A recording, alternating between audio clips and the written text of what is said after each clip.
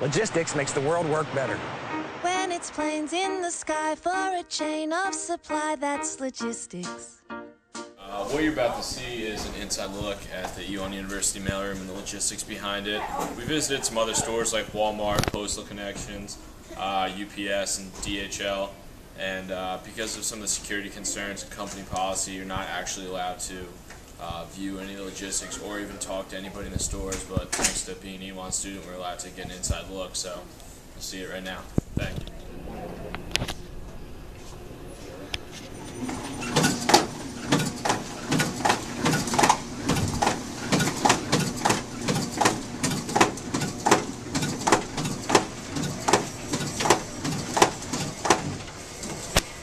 So what is that actually doing? It's going in a blank, Okay. and then it's putting an address on it Okay. with a GPS code, a zip code, and a barcode ID. So, and to send it first class is $1.24. To send it this way is 32 cents. Okay. And we only send out 70,000 of them a year. So there's a lot of money for you guys? Yes. Very good. Yeah, so the whole system actually pays for itself, which is the way most of the systems are in here. Have an inserter in the back that's our prime recruiting tool for admissions. You know, there's response cards you filled out. I don't know if you mailed yours or turned it, but somebody mails it. Yeah. We get it that afternoon. They put it in. The data prints a letter that night. We get the letter out to them the next morning. Wow. So we're the first one on the East Coast that gets something back to them right away. So now, do you deliver through like a delivery service, or does it go to like a main hub that delivers it to everybody else?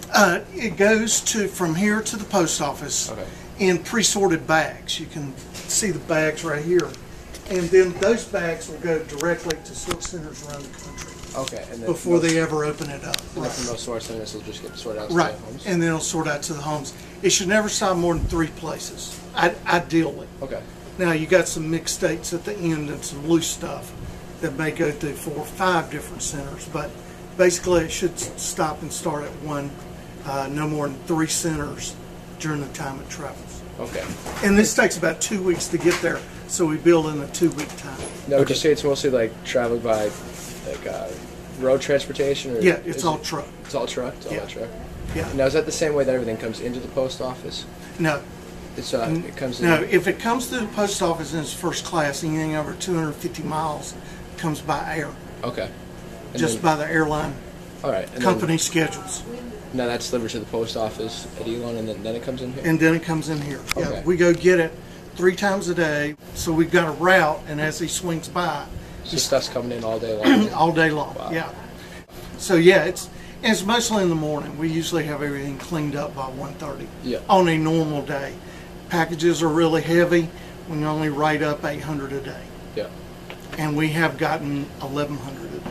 Right. So how do you sort those 1,100 packages? Because that's pretty big volume that come in every single day. Yeah. You gotta kind of move the canvas box and the packages. And Yeah, well, they come in carts, so we just roll them to the table. We stack them on the package table.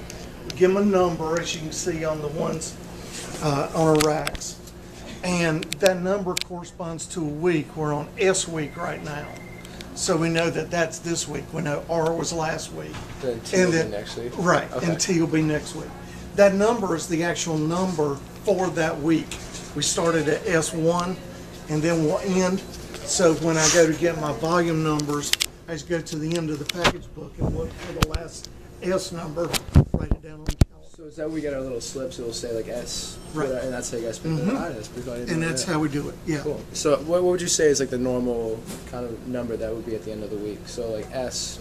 We're right now we're averaging 5,500 a month. So if you divide that by 4, you're looking at 1,300 on average a month. Right. And now during like A week, I'm sorry. Okay, so Our, it's really our, consistent. our peak is the first week of school, second week of school, Halloween, and then Valentine's. Okay. Valentine's is usually the biggest. First week of school and Valentine's almost match every year. Now, how do you deal with like those peak seasons when everything's coming in all at once? Is it just you working overtime? It's Or you overtime staff if up? you have to have it.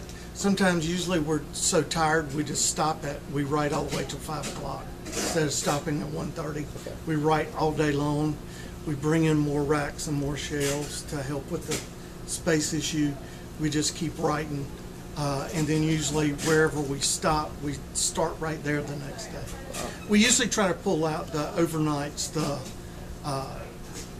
extra pay stuff, the overnight second day errors, make sure they get written up the same day. Okay, excellent. Would all these show shelves you. usually be filled in like a peak, Yes. peak time? Yes. And So all right these, now it's and laying in the pretty floor located. and everywhere else.